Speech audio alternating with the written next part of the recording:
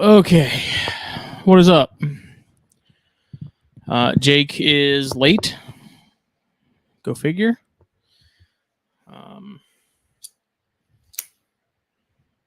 I completely lost track of time and looked at the clock and it's 7. Like, still got to set up and everything. So, apologies. We are here doing our one-on-one this round. We figured we'd go ahead and do it live. Let's get this situated. New camera setup's kind of been tweaking some things a little bit, so it's just me right now. Jake should be here soon. I believe he was stuck in line at Mickey D's.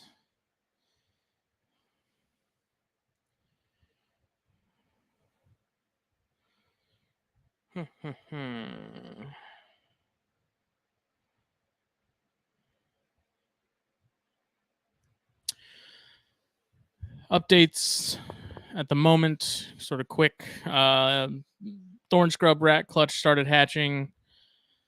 So far, 4 of the 5 are out. There's one more that's got to do its thing. They're definitely taking their time. Seems like something where they, in comparison to other stuff that I've hatched, they definitely sit in the eggs longer. The babies are huge. They come out gigantic. So big eggs, big babies. I think maybe they just take a little extra time to absorb the yolk and do whatever they need to do. And they're feisty. They're angry little things. So just like mom and dad for the most part. Get this cigar lit up here.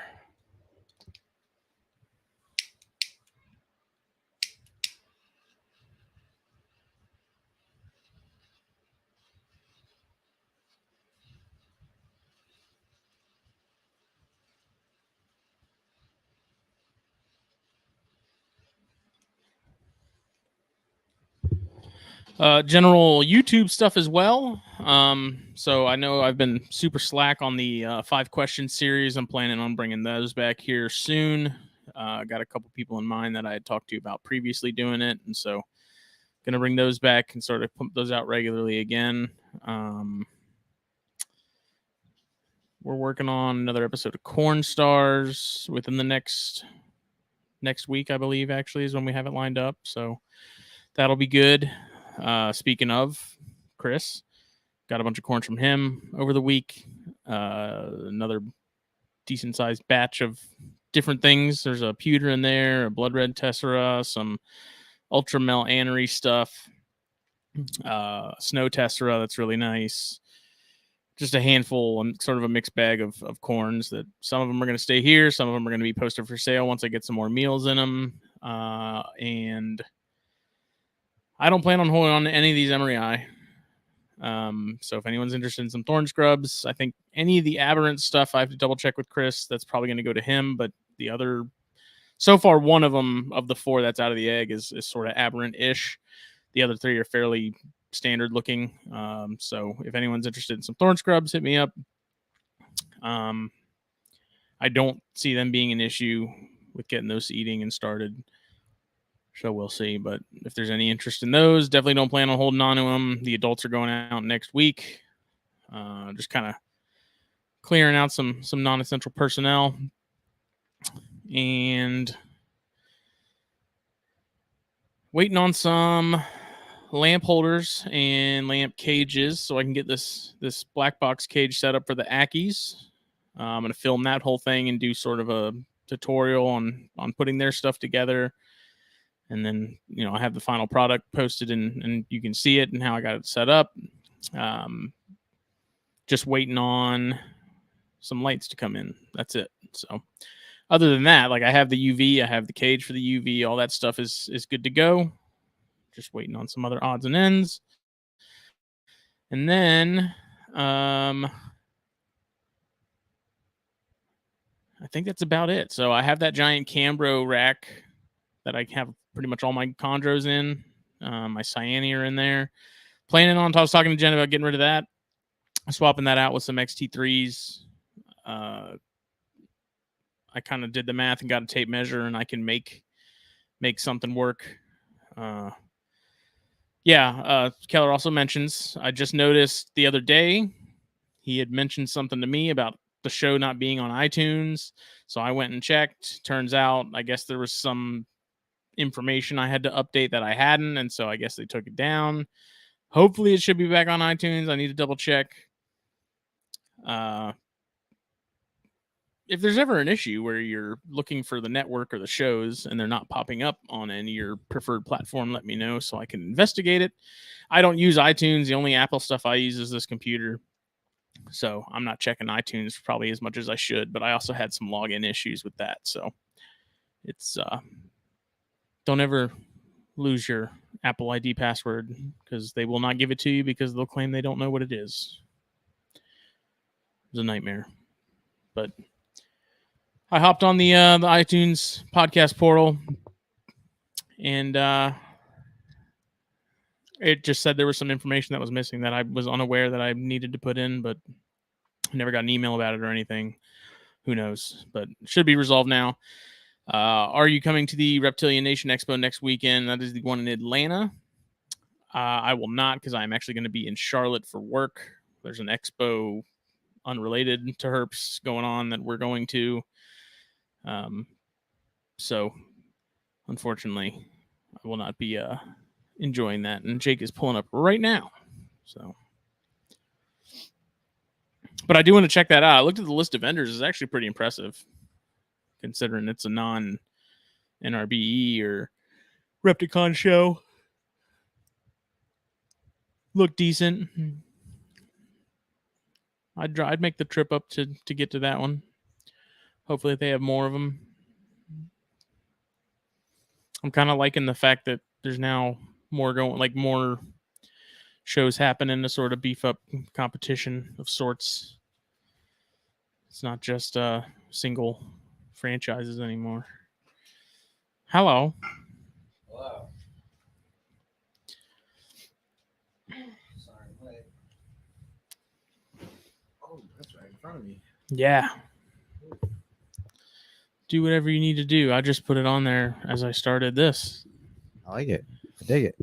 Hey, boy, if he didn't bring you a McDouble at least. I'm not even hungry. That's why I think the girls went to dinner with my parents and stuff. And I wasn't even hungry. We just came from a birthday party and they had some pizza and stuff. So I ate that.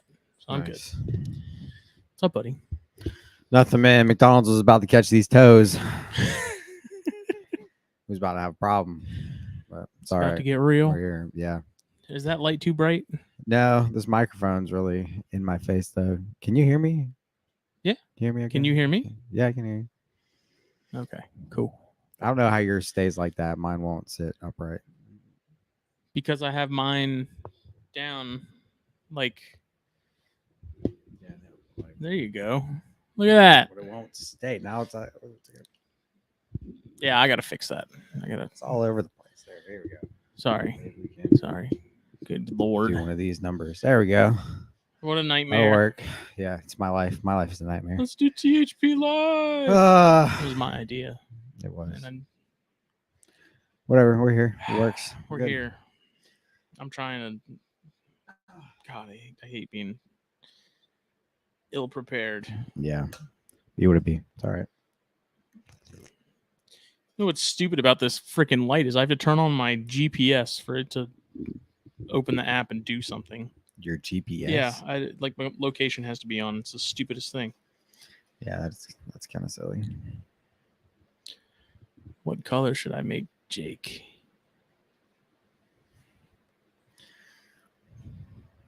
You are white, so let's just. I don't know about that. That's reflecting off my ivory skin a little too much. There we go. That'll work. There we go. How's that? Money.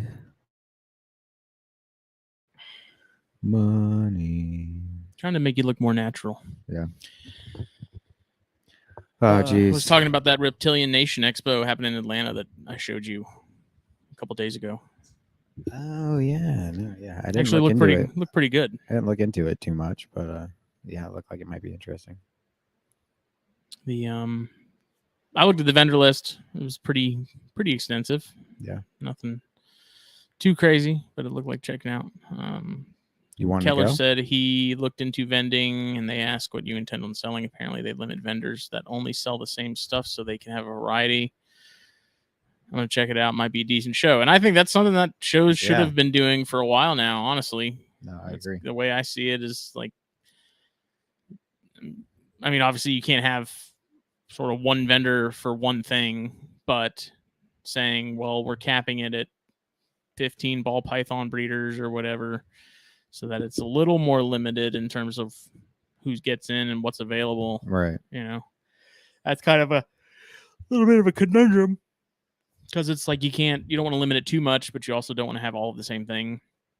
So there's definitely sort of a fine line there. It really depends on how big the venue is and how many people are really gonna go. You know, because if it's a small venue with not that many, vendors, then it could be.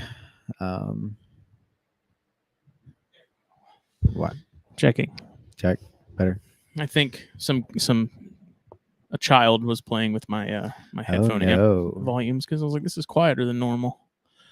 You see this? I can just use my toe to adjust my camera. Oh my God. We know you can straight up grab them suckers. Yeah, you already know that. Whew. So what's been going on? Nothing, man. Got in the New Jersey Northern Pines and the Black Pines the other day from Sir Paint Shop. It was a Christmas, if you could say. Yeah, somebody made that joke to me, like, is that a Christmas present with a K? And I was like, yes, it is. Steal that. It just so happens. Yeah. So super excited about those. Those were actually a couple dream Pituophis of mine. So to have them now is very, very, very exciting. So big shout out and thank you to Sir Paint Shop. How are were the Black Pines as defensive as they were out of the egg, or were they relatively? No, they came out of the tub fine. I mean, they didn't try and come at me. I didn't mess with them. I haven't messed with them really too much since I put them in the enclosures, letting them acclimate. I changed their water today, and they didn't have any issues. So we'll see. Northerns are cool. I didn't pull any of them out, but I opened up the cups and was looking at them, and they're freaking sweet, man. Those are nice. Yeah, they're awesome. Love them. Other than that, I don't think anything really new. Everything from Daytona's quarantining and everything's eaten and good. Doing great. The fox snakes are down in 2 piggies at a time, so that's cool. They're going to be growing quick. Yeah, everything's eating, rocking, and rolling. So I was talking before you got here about sort of updates on my end. There's one more thorn scrub to come out of the egg. That thing's still in the egg? Dude, yeah, they really do take their time. Like Loafman was kind of making a joke the other day about these things just sit in the egg for like 3 days before they actually come out, and he's not wrong. Like they really do seem to just camp out in there until they're like really ready. But they're big. Yeah. Like huge. That blows my mind because they're not that big. He's come across were really big for like a Pantherophis. Right. But yeah, these babies are freaking chunky, man. And they, I mean, could eat fuzzies like right off the rip. What? Yeah. Damn. Like nestled between baby Pituophis and baby Baird's. They're like right there. Because Baird's babies are fairly big in comparison to corn. Are they that much bigger than Baird's though? I think so. You'll have to see them before you leave. You'll have to check them out. Yeah. And they're super feisty. Yeah, I bet.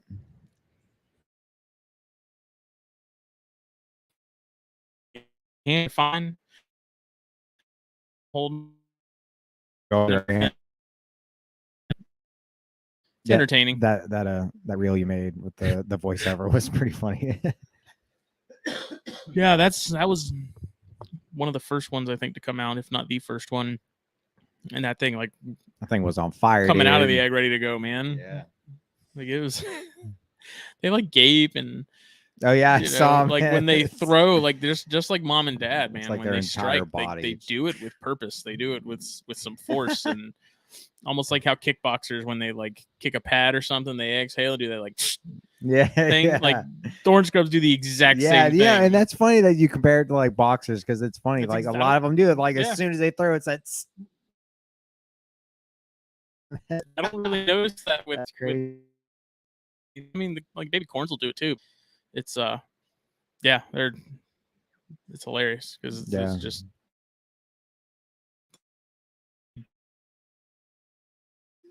purpose. Yeah. And Meaning the behind that goal. strike. Yeah, they're gonna make sure you don't want to go near them. What's up, special Saturday show? So we were gonna do our normal Thursday thing. That fell through. We had some scheduling issues and stuff. So just said, hey, let's kick it to Saturday. Just do our one-on-one. And we figured today we decided sort of last minute to do it live. I can't tell if my internet's acting up or not, but we're here. And yeah, Brock's had some good stuff to talk about because sometimes one-on-ones get a little tough. They get a little difficult. We don't really come prepared. I kind of threw a few things together. Nothing crazy. I was expecting you to. Did you have anything for this? No. Okay. All right. So we're really shooting. I've been running all day, man. Yeah, I feel that. I've been running all week, dude. It's been wild.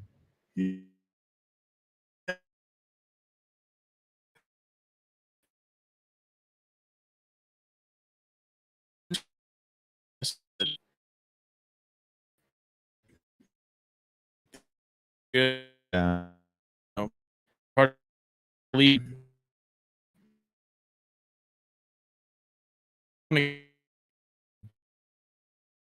For the season, like what all did you hatch? That's a good question. Total number wise, I'm not really sure. Let's see. Well, not like numbers specifically, but like how many different species did you hatch out? The thorn scrubs, corns. How many corns? How many clutches of corns? Just one? No, there was two. So the Ladies Island, and then the Ladies Island to the Ghost Tessera, right. And then Loma Alta to Loma Alta on the Bairds. And I had my male hypo to a female Bairds. And then the thorn scrubs, those Dion's too. Yeah. Man. Did you get head hypos? I got one. Okay. Yeah, so that whole I don't know what the deal was with that clutch and what happened. I think maybe I just didn't prepare the female enough going into it, but that was like a clutch of what? I think it was 7, but 2 of them were duds from the jump. And then over time the other 4 went bad throughout incubation, and there was just the one remaining. And that one hatched, and I think it's a female, which works out because I needed a female, but the Bairds seem fairly hard to in comparison to some of the other stuff. I'm still not sure why, but that'll be good because then like the other 2 visuals I have are males, so I'll have 2 het females because I got that het hypo girl from Daytona. So it's yeah. Harry said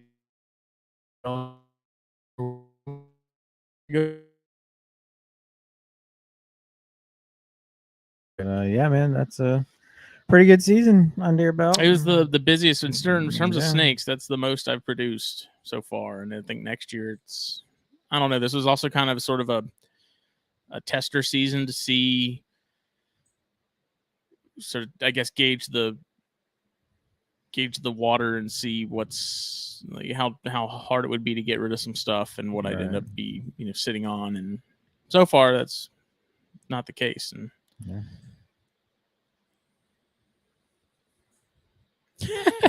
yeah, I've noticed that too. It'd have to be on your camera. Nope. Hey, there it is. Oh wait, now look at me. Oh wait, yeah. Okay, now it works. Look at that. Phil coming in clutch. Yeah, busy year. Ended up selling a good chunk of stuff out of that. So some of the Diones went to some friends. I held back a pair, and then I have one baby that is still not eaten.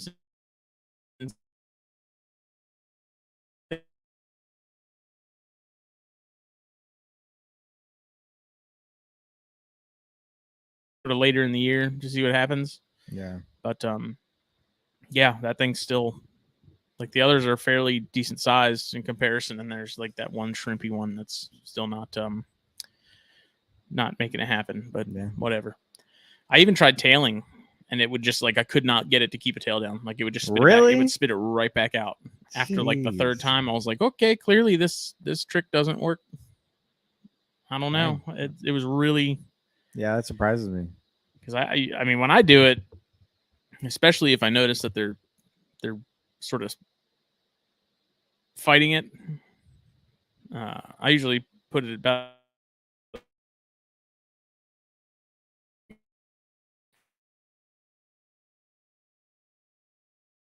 Yeah, that sucks.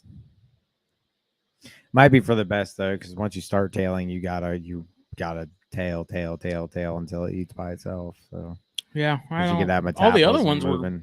were relatively easy. I had a handful that drop fed from the get go, no issues, and then I had a couple that kind of some of them would take, some of them wouldn't, and they kind of alternate weeks. And then I had this one that just won't.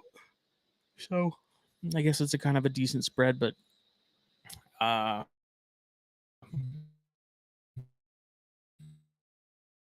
those ate no problem. All the birds, the Loma Altas. So there was one Loma Alta that ate first meal, no hesitation, and then I think the other 7 or 8 refused the first meal after first sheds, and then when I came back a couple days later and offered, they all ate. So you basically just made my argument for the southeastern rats being the best rat snakes to keep.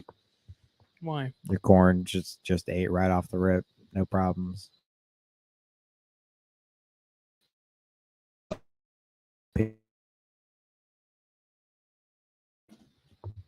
Yeah, but if they were all as easy as corns, it wouldn't be as much fun. That's a good point. So I do love me some corns. Yes, I was. I took out your 2 little females I got from you today. Checked them out a little bit. They're looking real nice. It's crazy how red they get so quick. Like they get red fast. Well, that clutch. So that was the same Ladies Island females last year with a different Ladies Island male, and I really wasn't expecting anything particularly nice to come out of that pairing, considering that they're fairly standard looking in comparison to the male that I used last year. He was a lot darker and sort of a little more unique. But those corns that popped out of that clutch are way nicer than the ones that popped out last year, I think. So I'm going to repeat that pairing for sure next year. I'm curious to see how they color up, because corns are one of the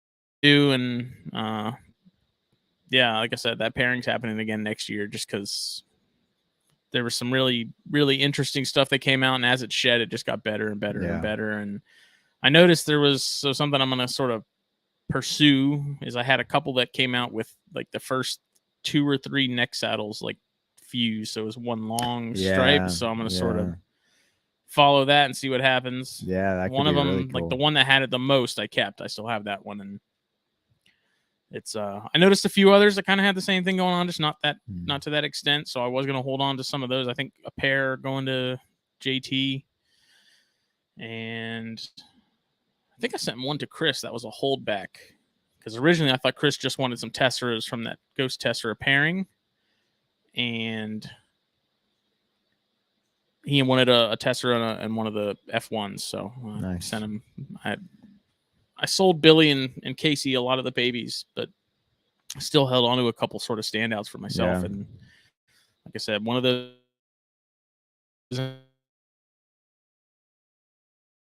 I mean, even those Tesseras, like that pairing with that ghost female, and which was also sort of a joint project between Chris and myself, because that's his female that he sent to me. Some of those, man, like I just had a couple shed within the last day or two, and they're just once again just getting better and better and better. Just gorgeous crimson burgundy reds, and they're really dark reds right now. They're at least the ones that I have from you are super dark, but really deep, rich reds. They're awesome. And the ones I got from you last year, those have gotten freaking huge, but Yeah. they're on.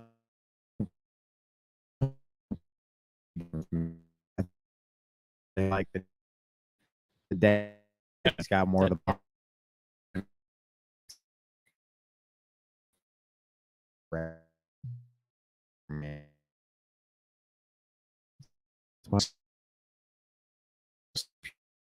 Like F1. They thought I know their array of sort of various saturations and tones Right. with last year's clutch. Now that I have some that have grown up and seeing yours and some of the ones that I sent off, this one, like this year, they all sort of hatched out and they all were like super dark. And then just as they shed, I was like, okay, they all look like color wise, they all look awesome and they all look Right. very similar. Just wasn't nearly as much. Some of the ones last year, you'd get some of like the more silver base color, and then some you'd have some that had more of like a tannish or a brown. Mm-hmm. And this year, it's just been like consistent baby, from all the babies in that clutch, and it's good. Heck yeah, man. Got a new male wild pop one Friday from Maliri. He's beautiful. That's what we like.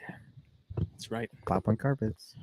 I will say, I mean, when it comes to pop ones or carpets in general, when you're dealing with like the wild caught stuff, like imported stuff, some of those pop ones, man, some of those are hard to beat. The imported pop ones are, in my opinion, some of the best that around. Honestly, I love farm bred or even wild caught animals.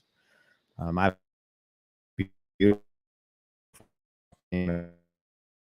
forever to grow, but she's gorgeous. In her as a baby, is it one of the? So how I got that one in particular, Billy was at a show and he saw 2 wild caught females and he messaged me. He was like, "Hey man, you want to go in on these 2?" And I was like, "Yeah." So he snagged them both up and I took one, he kept the other. So she's doing good though. Trying to get her up size, but Do you think the wild caught ones like that, even if you get them younger, take longer to sort of grow up? I don't know. It definitely seems like she doesn't grow as quickly. I don't really know why. She's definitely put on some size since I've had her because I've had her for quite a while now. But yeah, weirdly, it seems like she does grow a lot slower than the others. I don't know if that has to do with Walcott or what, but definitely, yeah.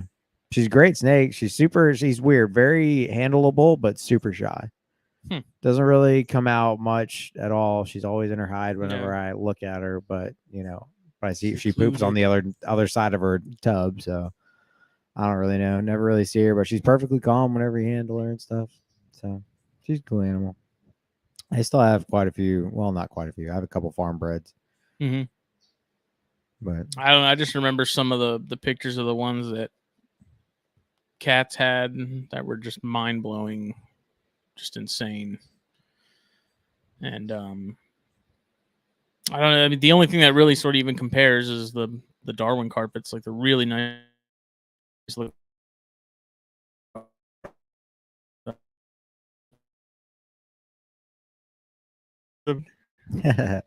yeah, it seems to be that way usually. For the first time in a while, like my little quarantine area in my closet's fairly stacked at the moment. Oh yeah, I would think. Yeah. It's almost like a whole nother collection I got to take care of separately from everything else. Yeah, I have 9 snakes in quarantine right now, and I'm like, I think I've got about that. Yeah, I got the 4 from Daytona, and there's another. Yeah, it's 8 or 9. Because I got those sun-kissed. I got a female sun-kissed and a male Ogati that's head AML from Brendan Meyer. I traded him some Bairds. We've been talking about that trade off for months, and it finally kind of got to the point where it actually happened.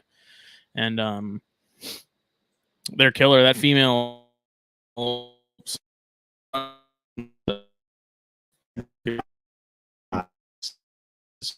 you kind of does some really interesting stuff when you throw it into things. So it'll improve upon the honeys. So with your corn snake morphs, what is like your main focus with that? Because you have a lot of stuff growing up. Oof. It's in like the 1 to 2 year range of yeah. morphs and stuff. You know, you have quite a bit of yearlings. So like of all those morph projects, I know you're deep into the honey. You like the Sunkist stuff. What's your main focus on as far as morphs specifically go and corns? That's really tough. Because honestly, I'm not sure. I was thinking about it the other day, actually, because Chris sent me some of those, the handful of babies and stuff, and I was kind of thinking about it. Where it was like, what am I doing long term? Like, where am I going? I got stuff all over the place, like ultramel anery stuff, blood red stuff, some other like. There's just that's the most frustrating part about all the corn snake stuff is that you can go in so many different directions. It's hard to pick. But definitely honey stuff. I really like that. I have some of those caramel Miamis that Chris sent me a couple weeks ago. Oh yeah, I think those I'm going to tie that into some of the honey stuff because honey is sun-kissed and caramel together. That in Daytona, I've got the female stripe that I got from Daytona last year, and then that Tessera honey from JT. You also have honey. It's not honey monster. Really? And I asked Chris about it because I was watching some. No, I was on Ian's Vivarium, which is a website that has like pretty much every corn morph ever listed out with pictures and stuff. And I was looking at it because I looked at Sunkist and there was a picture of some. They had it labeled as like Sunspot because it's the one like you would think it was Motley because it's just sort of circles down the back. Apparently, that's sort of a interesting variation of stripe. Because I guess Sunkist. So the way Chris explained it to me, actually, let me read it. let me see. Because I asked Chris, I was like, have I been calling this a Motley the whole time and it ain't? Let's see. I said, am I missing something? My honey Motley is really a honey stripe. I said, there's another selectively bred pheno for stripe called Sunspot that looks like this. And Chris's answer was slash stripe like some kissed or test create a similar phenotype. All more similar. Same thing with slash sun kiss. There's a ton of types for Motley and stripe. So yeah, I know he told me if you mix like Motley and Tessera, it basically makes a perfect stripe. But yeah, I don't. That's confusing. Yeah. So yours would be considered stripe. It's a stripe. And then someone in one of the corn groups posted something similar that was some sort of sun-kissed stripe, and it was the same thing. And I was like, okay, like it doesn't make sense to me, but whatever. The snake doesn't have stripes on it, but it's striped. We'll go. Not a Motley. It's not a stripe, but it is a stripe. So whatever. It's a non-striped stripe. But yeah, morph-wise, it's kind of tough. I mean, there's the Chris sent me a Mandarin female, which is the Castagna and Amel. So it's an Amel Castagna basically to put in with my male Motley Castagna, who is actually a Motley, not a stripe, not any of that other weird stuff. He's actually Motley. That's not going to happen anytime soon because that female's still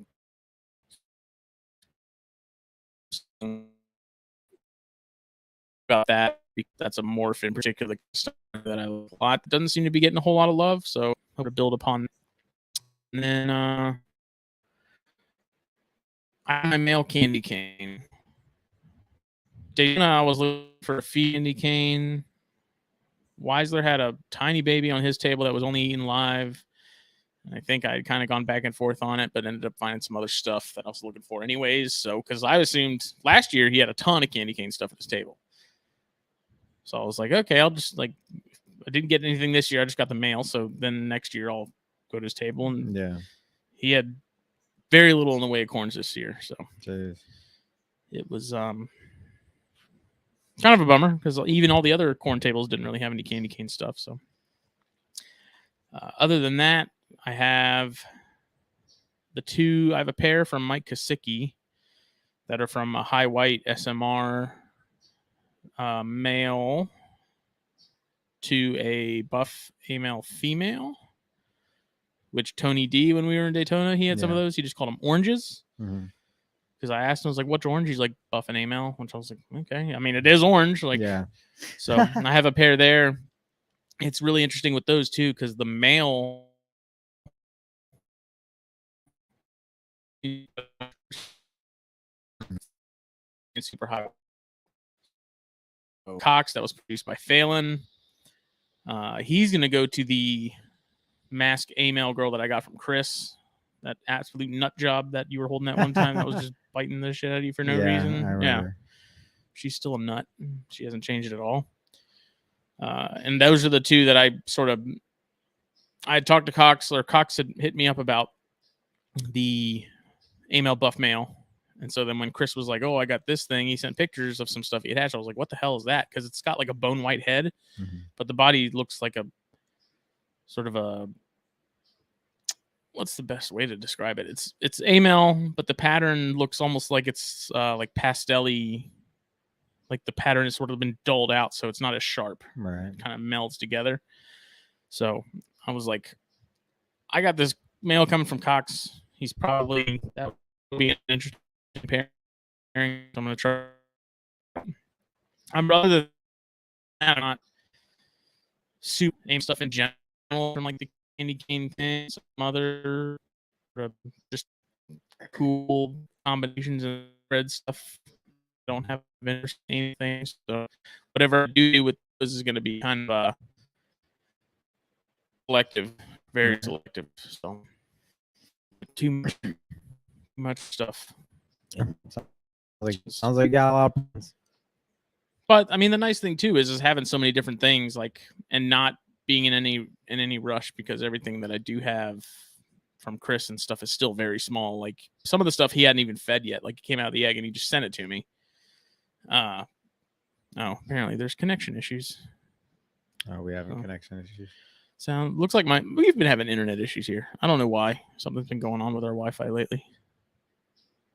Squirrely. But all the stuff from Chris is still really small, so I've got more than enough time to sort of figure out what I want to stick with. He sent me a pewter, which I'm super excited about because I like pewter stuff a lot. Just because the adults look like a pewter statue of a corn snake, like no pattern, just silver, gray, whatever you want to call it. Right. So nice. Well, that's cool, man. What up with them ghosts you got? What's happening there? Or your aneries? Me? Your corns? What about them? What are you gonna do with those? What's your plans of that? I don't know. I thought about trying to add another female to the group to mix it up a little bit, but I'm just kind of gonna raise them, breed them,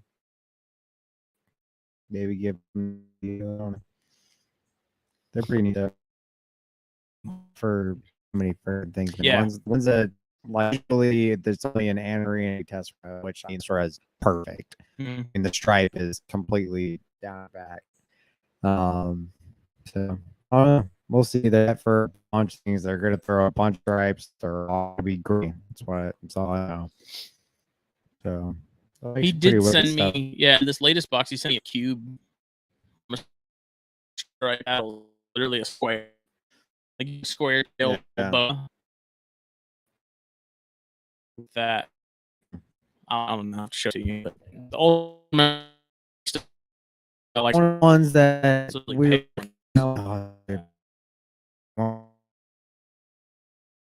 pale. Oh man, that was one I was like, I would take that. Yeah, I would take that.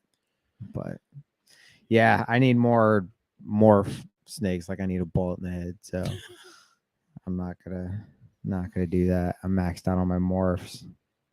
Pretty. Well, it's also it's making that easier too, because I have that one that's like had for 5 different things from him. I call it the 5 gene demon because it used to be a little prick. She's not so bad now, but now I have more options. Like before, I was like, what the. Honestly, I like to keep things fairly simple when it comes to morph stuff. Like I like pretty basic combinations. Chris sends me this thing and it's het for like 5 different things. And I'm like, what am I supposed to do with that? How do I even know if I pair it with something like POS hets? Like there's no way you can figure that out. Yeah. I don't think. I'm sure there is, but it's like, there is. If you're Chris, there is. How am I supposed to set, like, if I end up selling those, what am I supposed to be? Well, they're POS het, Ultramel, Anery, Hypo, Motley, like, just start rattling off morphs because they've got so much going on. And it's like, to me, that's, I don't these things. And then you get people who complain because they breed it down the road and they're like, I didn't want it to have AMLs and it must have been het for AML, or at least both my animals are het for AML, and now I have them and I don't want them. And like, could have been prevented, I'm sure, if the documentation was better on hypothetically my end. But yeah, I kind of like to keep it fairly simple and straightforward. Surprises are fun and all, but there does get a point where you're like, okay, enough's enough. Yeah, that's kind of how. But I mean, that's what's going to be confusing about whenever I do pair my. I told Chris, like, whenever I do pair these things, I hope you know I'm just gonna send you pictures of the babies and you're gonna tell me what they are, because I'm not gonna know. I basically told him, I was like, I want a corn snake morph project. I want them to be gray, and I want them to make more gray snakes. I was like, that's it. I don't care. Just send me a pair. And he's like, got you. So I have Aneries. So they're gonna make a bunch of stripes. I know they're het motley. So with the Tessera in there, I should get some pretty crazy stripes. I really like the motley gene. That's one of my favorite morphs. I like it in Anery stuff the most. Yeah, so I'm really hoping I get some straight motley Aneries, like, because they're all going to be Aneries. That's no doubt. But I hope I get some motleys like by themselves. Like, I don't know what it is for me, but motley, to me, the best morph that sort of carries that in terms of like just base simple stuff, Anery. Yeah. Like Anery Motleys look awesome. I don't disagree. You know what I've noticed with mine is, so you know how Anery, like, a lot of them will develop like a yellow undertone kind of deal, like a yellow hue. So with my normal Anery, he's developing a lot of yellow, like quite a bit. The female, the Tessera, is still like slate.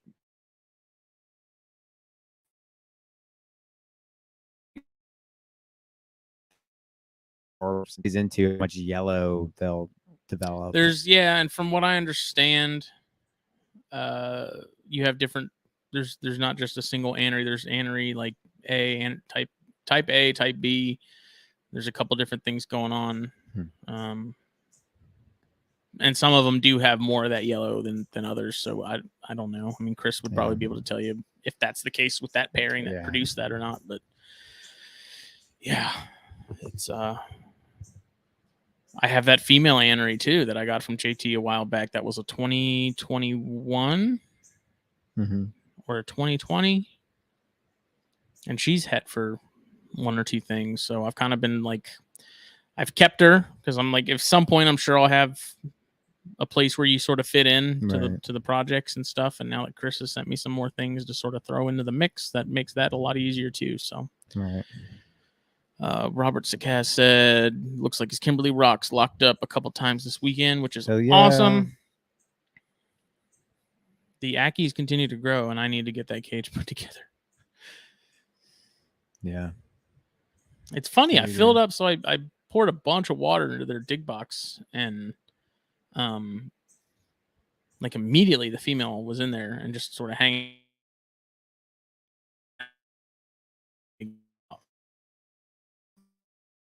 In there, we're definitely in that ballpark.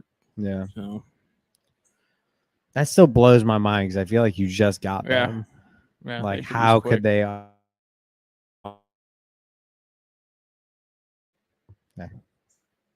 Either way, that's pretty cool though, man. Yeah, that'll be another notch on your belt whenever you get the Ackies going. I mean, I'm kind of terrified because I see Lucas. He has some, and his are just like egg. Jeez. And I don't know. I'll hold. But you're the right person. I'm fairly but I don't know. That was what I was gonna list and filter snakes were elements the wholesale. It always seems to be store. well, because I maybe think it just seems kind of heartless. I guess I I don't know. think a lot of people associate wholesaling with shitty flippers, like, but not all of them are like that. If they buy stuff, normally if you buy stuff wholesale, yeah, people are going to turn around and sell it again. But in the same token, it really depends on the person that's doing that. If somebody's not taking care of the snakes, not taking care of their snakes, whether they're a flipper or not. But somebody like Billy, he bought all those corns from you wholesale, but I would wholesale to Billy or Casey any day of the week. Yeah. Like there's a fine line between it. I wouldn't wholesale just anybody, but somebody I knew and trusted. Yeah, 100%. There's some people they just breed just to wholesale. Right. And it's like, whatever, more power to you. It is nice to just get them all gone. Get a whole bunch gone at once. And it's like, yeah, you didn't make as much money off them as you would have if you had sold them individually, but you didn't spend as much feeding them and taking care of them. And Pinky's add up quick. Shit adds up, man. Good grief. But yeah, I mean, stuff like Billy and Casey, absolutely, I'll sell to them, no problem, no questions asked. And then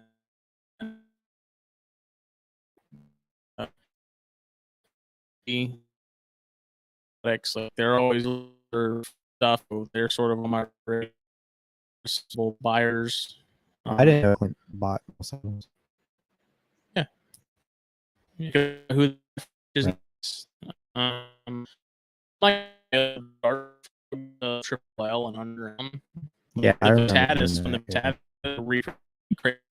I just frog. I noticed, but like was out of stock. Like, hey, I got that's one of those species where they reproduce lazy, not hard. G, the normal of dark frost. So it was like 30 for like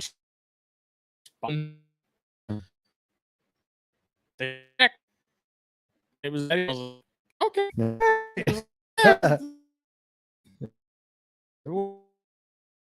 All whatever. Yeah, can't really beat that. And they just the same thing. They just kept producing and producing and producing. I think Underground actually traded some for those blue jeans, those Nicaraguan blue jean. Oh, that's right. That was a fiasco. I remember when you got those. Phil was like, "Wear gloves if you're messing with them." Yeah, because they were imported. But even then, a lot of the dart frog species aren't stupid toxic like the Phyllobates are. They're right. They're usually just meant to taste bad or make you feel sick, so you spit them out. So right. But I'm not eating them. And those blue jeans did horribly. That wasn't anything on Underground's part. I got imports. I knew it was a gamble. Yeah. I knew it could go either way. So it kind of worked out because I was like, look, I got to get rid of some froglets. I got a ton. You guys want to send me 3 of these for X amount of Vitatis? And they said, sure. So I tried it out. Tried it. Failed. Moved on. Yeah. Got to find out somehow. Mm-hmm. You miss dart frogs? I'm surprised you got out of them, to be honest. The only reason I did is just because a lot of it had to do just with space. Yeah. And mostly it wasn't even like the thumbnails that were the issue. It was, the Vitatis and the Leucomelis and, Katie did tanks in the bedroom. I loved it because I thought it was cool as hell to be able to just come in after work, lay down, maybe take a nap or something, just watch the Vanzolini kind of hop around and do their thing, and the Leucomelis hop around. And I don't know. It was just dark. And fruit flies were kind of a pain. Yeah. Yeah. they're not really the issue. It's the timing of cultures to where you're not running out or waiting on a culture to get numbers enough to where you can feed from it. Because if you feed from it too early, it crashes because you don't have enough in there to reproduce consistently. So you have to kind of let them breed and get going before you can feed them. And I got a couple cultures that just they crashed like right away. I did horribly, and then I had no fruit flies, and so it was like I had to buy a 4-pack of ready to go cultures off eBay for $40. Gee whiz. And it's like hope that I can get some of my own together and going by the time these run out, which is tough. So it was just a sort of the juggling of it. It was just tough, and it's hard to get a steady supply of fruit flies around here. Like it's not. Yeah, I had to order online anytime I needed them. But that sucks. I do miss them, especially the thumbnails, because those were my favorites out of everything. The imitator, the Vanzolini, the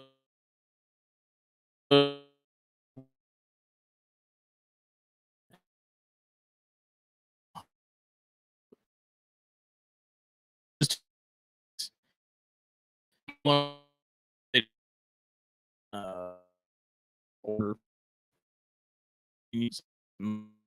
get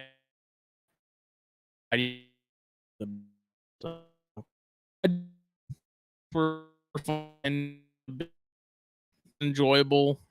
The waiting for everything to cure before you could kind of get it planted and going was kind of a pain. Yeah. Carving great stuff is a pain. Painting everything in silicone is a pain.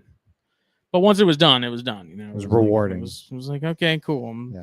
That part's out of the way, and now I can kind of get to the fun part of planting it and get it growing and stuff like that. Maintaining. But, yeah, man, it was a blast. They were fun. I liked them a lot. Yeah. You know, just one of those things where I had to make the decision of like, now that reason I got was because they were I needed that space. Yeah. I needed that wall for I don't even remember. I think it was just some of the racks I had for some of the other stuff I had coming in, and it was like focus on what I really, really want to focus on, and get rid of the dart frogs or punt those projects. So it was a tough choice, but I don't regret it. That's the important part. Huh? I said that's the important part. Yeah. Still time to get back into them.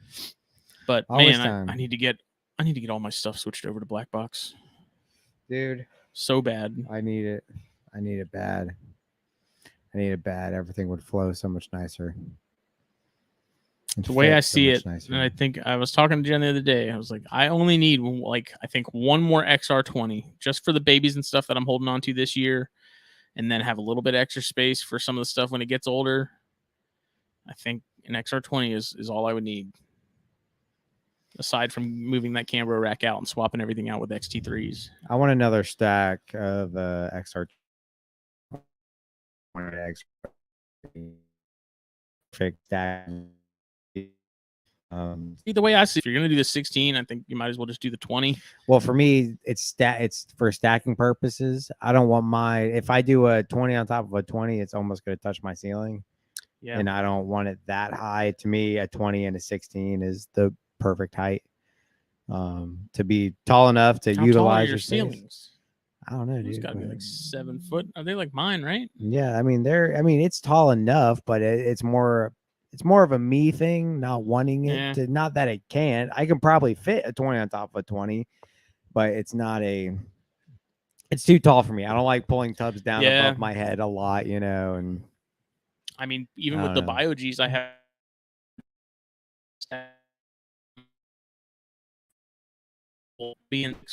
have to get to reach the rhinos and one of the chondros that are in those. I use a step stool to get to the top higher levels of my XR16 on top of my 20. But I think if I get another 16, another 20, that'll give me space for, you know, especially once, you know, everything's out of, you know, the one I'm currently running, that stack. Once everything's out of there, I'll have a lot more space. But once I have that, I'll have room for baby carpets and baby colubrids. I'm also getting to the point to where I'm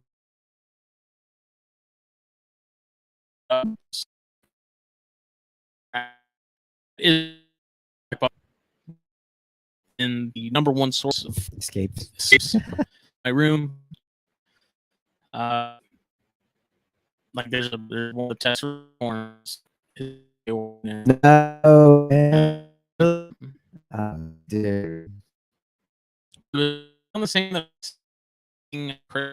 so I remember I just didn't when I take the label straight off, like that, like list, you know, like this is what it is.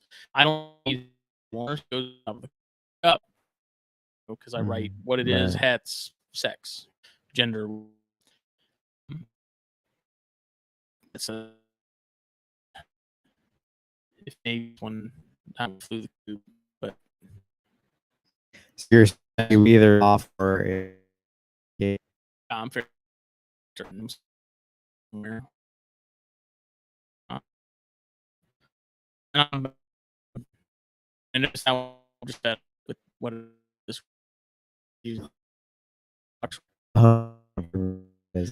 this you get from other people. Not two, four, unit.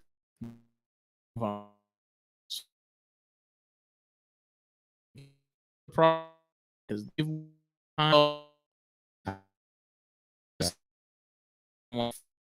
just another black. Yeah. And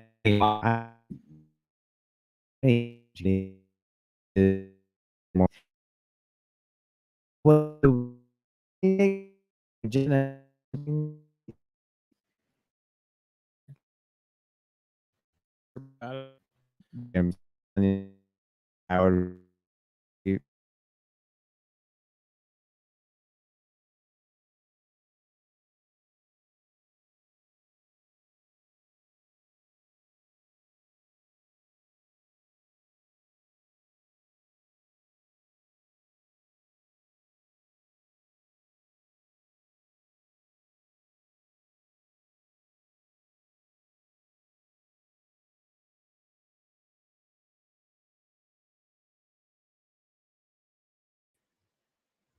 Whoop. Hello. Hello. My internet's really struggling this evening. Boop boop boop boop boop boop. Bow, bow, bow, bow.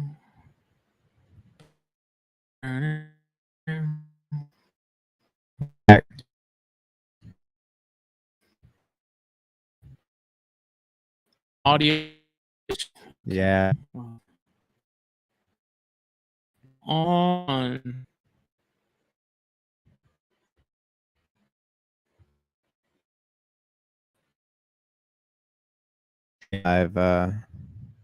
Live stream wasn't the best idea. Yeah, apparently, and like we had the episode last week with Zach Fitzner, and there's a reason the video for that. I uploaded video, and then Wyman messaged me. He's like, that video from the last episode is only like 30 minutes long, right? I was like, damn it. So I went back, and I don't know why, but when I downloaded that episode and then plugged it into like iMovie, and then when I went to go export it out of iMovie to cut out the section for technical issue, and that 17 gigabytes.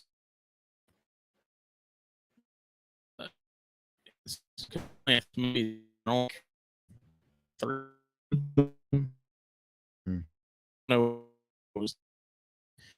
sure for get this Yeah. We are behind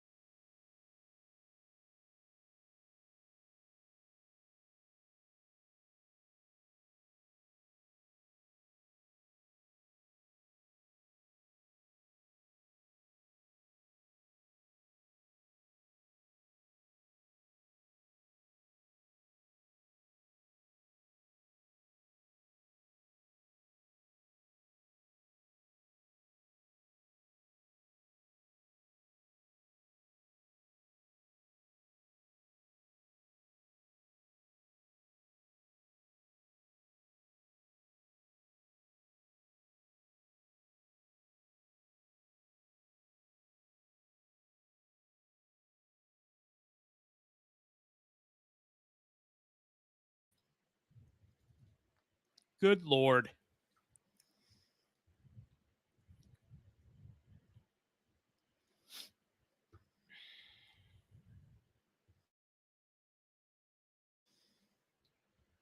Let's try this again. Who's up for round 2? Huh. All right. FB90s. Yes, back to that. Yeah, so nobody makes a PVC rack for FB90s, and yeah, I think they'd be perfect. A lot of blood python people like the tub. People would really gain from it, and mostly because like pits, a lot of pits don't do well in an actual. You're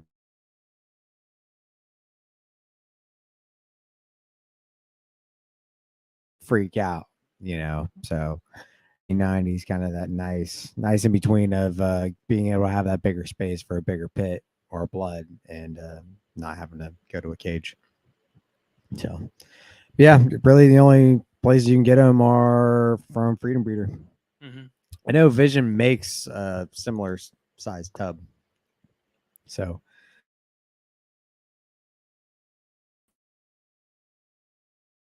basically very pricey. Really struggling still. Yeah, it's internet's having a hard time.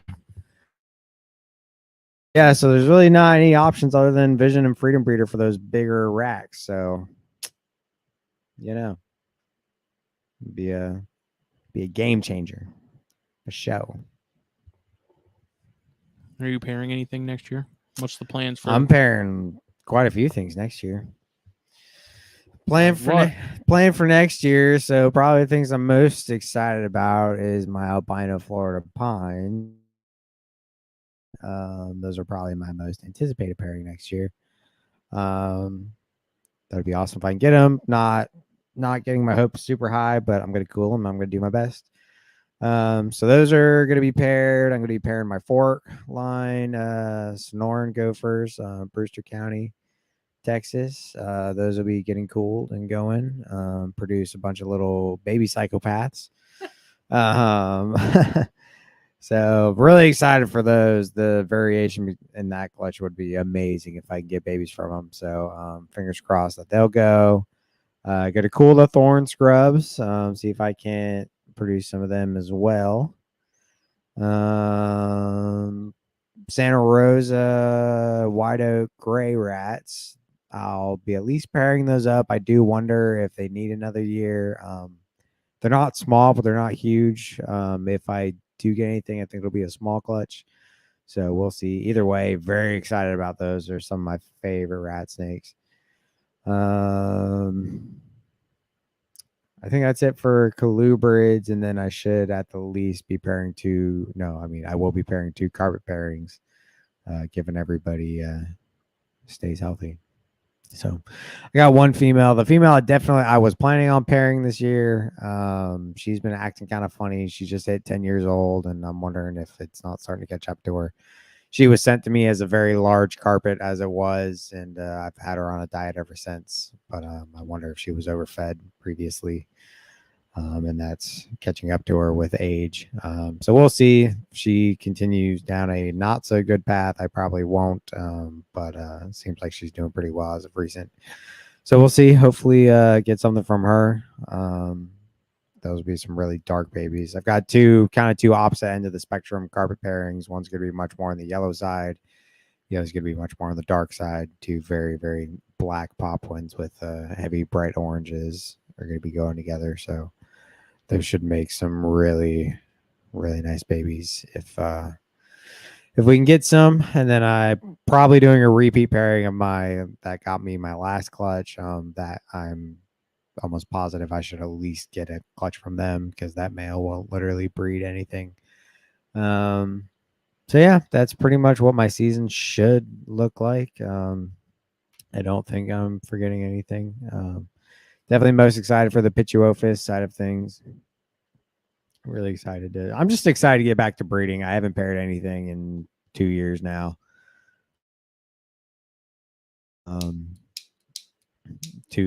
At least 2, if not 3 seasons, I've missed out on being able to pair anything due to life circumstances. So to get back into the saddle is The proverbial prison sentence. yes. To get back onto the saddle is very, very exciting. So I really couldn't be more excited for it. So Well, I have been told that we're supposed to have a legitimate winter this year. are we? That's the word on the street. Well, we'll I see. hope so. I don't know. My guess is gonna get cold around January, warm up by the end of Feb. Call it a day. I don't know. We'll see. I don't know, man. I would like to start cooling mid-December, but I just it never stays cold. You know what I mean? Like it'll get cold, but it won't stay cold, and that's the problem. Yeah. So, And I don't see, I worry about everything else except the corns. Yeah. Because the corns are going to experience that naturally anyways. Right. You know, the Bairds, those are also another one where it's like I probably could not even have to cool them and just take them off food. Let them get to whatever the temperature of the room is, you know, day night cycle, whatever. I did that with the first clutch of Bairds last year and didn't have, I think I had better results last year than I did this year. You know, whether that was related to cycling or not, who knows? Right. But definitely had the female really struggled bust this year. So I don't know, but yeah, I think with some of your warmer climate stuff, you know, like Loafman talked about it before, you know, going a more carpet python breeding aspect to some of your southeastern stuff, you know, just because of the winters that we do get a lot here. So who knows? But we'll see. Pretty much everything I work with now, I have a few Texas things like the thorn scrubs, and I've got some emeries. But pretty much everything I keep is southeastern for the most part. So hopefully our mild winters won't affect me too much, but we'll see. What's been strange too, completely sort of semi-related, I guess, but the bimaculata. So I cooled those down. Well, I attempted to cool those down this year and warmed them up and struck out with them. I think I found I got totally like a little rock, like a little kidney stone. Don't even talk about those. But now when I'm in the room, because I have them together pretty much full time now, just because they're small, they're in a V70 equivalent, so it's for smaller snakes. That's a pretty big right. enclosure. And I hear the male really trying his hardest to make something happen. Really, like all the time. But I check them and there's nothing. So I don't know. I'm going to separate them here soon because I got, you know, the adult thorn scrubs are going to be leaving this week. I've got another empty slot in my AP rack, which I also hate. So he's probably going to get moved and give her some time off just from him and the, you know, the constant chasing and stuff. Yeah. So I don't know. That's just strange because I've been told by multiple people like those need to get like very, very cold. Yeah, I'm not gonna lie. I was almost surprised that you got Dion's, you know, because they didn't get super cold for an extended amount of time. I think a lot of that's I went in expecting them to not go. Yeah. But that was the first pairing I did. And I mean within like 5 minutes of putting that male in there, he was rocking, in rolling. He was there, yeah. And I'm sure if I put him in right now, he'd do it again. Yeah. Because I was expecting a double clutch from her just because it sounds like that's a really common thing with them anyways. Right. So I kind of waited for it and never came. So I was like, okay, she's done. So did you keep any of those like holdbacks? I kept a pair. I have the one pair. There was one, so I was like going through them trying to figure out what I wanted to sell to Casey and Billy, what I wanted to give to Chris. And I was kind of looking at them because all of them look very similar color-wise, and then there was one in particular that really stood out, and it almost has this like bluish color to it, which is strange because mom and dad aren't anywhere close to that sort of color. I'll show it to you, but I held on to that one. It was a very female heavy clutch too, if you know, pending that my popping ability with those is accurate too, because those are really hard Yeah. to pop as well. Anytime like I get female heavy like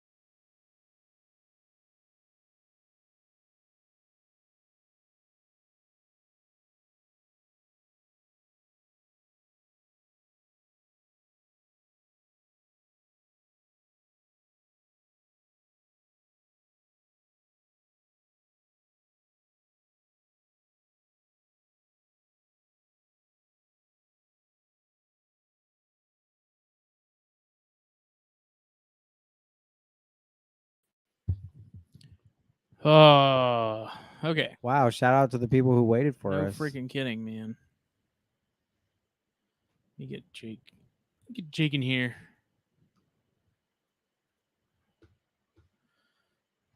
Hello.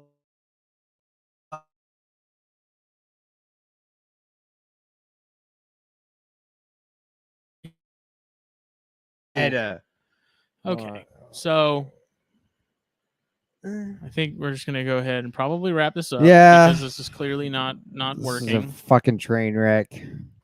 Shout out to the 4 people who stuck by our side. We love you. Apparently, one-on-ones just aren't in the cards for us anymore. Maybe we should stop doing live streams for our one-on-ones. Maybe, We just probably, record them. probably. If it ain't broke, No. don't fix it. That's right.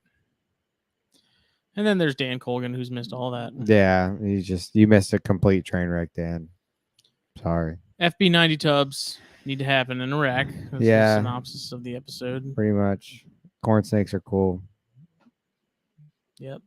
That was it.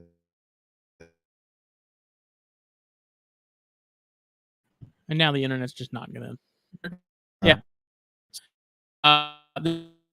You